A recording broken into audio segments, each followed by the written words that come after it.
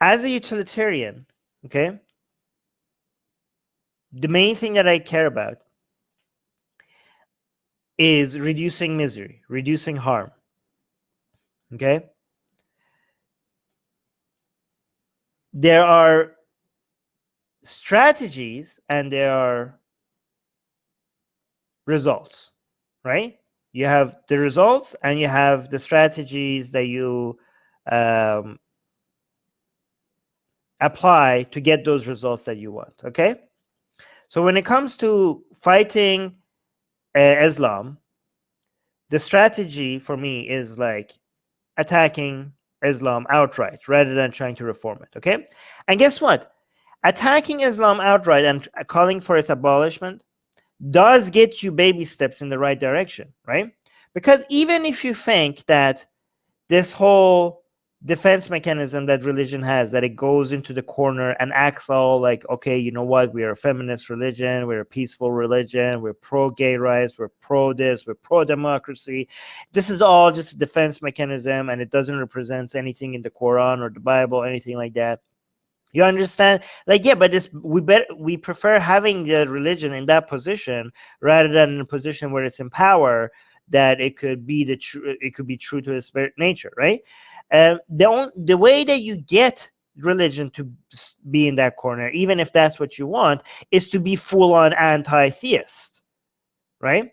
If you look at religions, when they had a position of authority, they never came. It's not that they by themselves ever decided to remove that position of authority and become a milder version of themselves. They were forced into these positions by.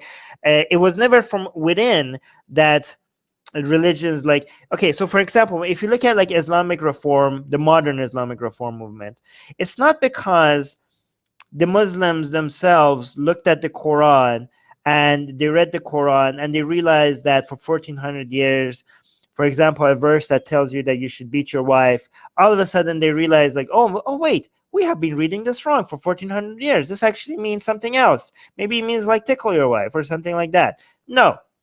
It was because competing ideas, only in the modern world where ethics and value systems improve so much that we realize, hey, maybe this whole wife beating thing, maybe it's not a good idea, right? Only then, because of the popularity of competing ideas to Islam, Islam is now and Islam in some areas in the world losing its relevancy and looking so outdated, tries to look inwards, and because of this push from outside, wants to reinterpret the text so that it could remain relevant. And because of the position of authority that it's losing, it doesn't want to fully die out, so it tries to change the religion and make it mean something else, right? So what I'm trying to say is that the pressure is not from inside, the pressure is from outside, and the pressure from outside is not a demand for the religion to change. The pressure from outside is people moving away from Islam or Christianity towards superior sources of philosophy, ethics, value recognition, truth recognition, and all of that, right? So Islam is not even relevant. People just moving away and Islam not being able to compete. So the pressure is from outside, it's not from inside, right? So given that we historically have seen even the reform that some people want, it's not because anything from within, it's a desperate attempt to stay relevant. Even if you want to see more of that, then you have to do more anti-theism. You can't be like, don't jump on the bandwagon, because that pressure is either going to get more people to leave a religion, or if it's going to force people to do the defense mechanism to do reform or stuff like that. You don't need to jump on the bandwagon of the reformists to make more of that happen. You could jump on our side on being a full-on anti-theist, and that whole reform thing will be a byproduct by itself, right? In fact, if that reform is not there, the only thing that's going to happen is more abandonment of that religion, because without that reform movement, that pressure, that source of influence for people to notice superior sources of influence is already going to be there, right? And people are either going to jump ship or they're going to find excuses like reform to stay in. So taking that reform excuse away, it's not going to make more people remain fundamentalists. It's going to only help more people completely abandon ship, right? So don't jump on the reform bandwagon. Even if you want baby steps, jump on the anti-theist bandwagon, right? And also, when it comes to if you don't want to be promoting anti-theism, if you don't want to go full-on anti-religion and you want baby steps, there are baby steps that are intellectually honest, rather than reform, like unlike reform, which are a lie. Basically, you're telling people that the scripture means something else and you know it doesn't.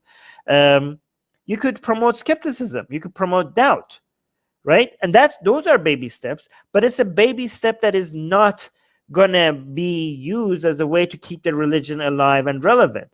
It's a baby step that is not full-on atheism, but it's intellectually honest, and it's a baby step in the right direction. So I am for gradual progress, but I am for gradual progress that weakens religion rather than gives it more relevancy and strength in the long run, right? If I promote doubt and skepticism, it doesn't require me defending a book that promotes slavery, that promotes rape, that promotes torture, that promotes everything. Again, almost everything that we find unethical, this book promotes.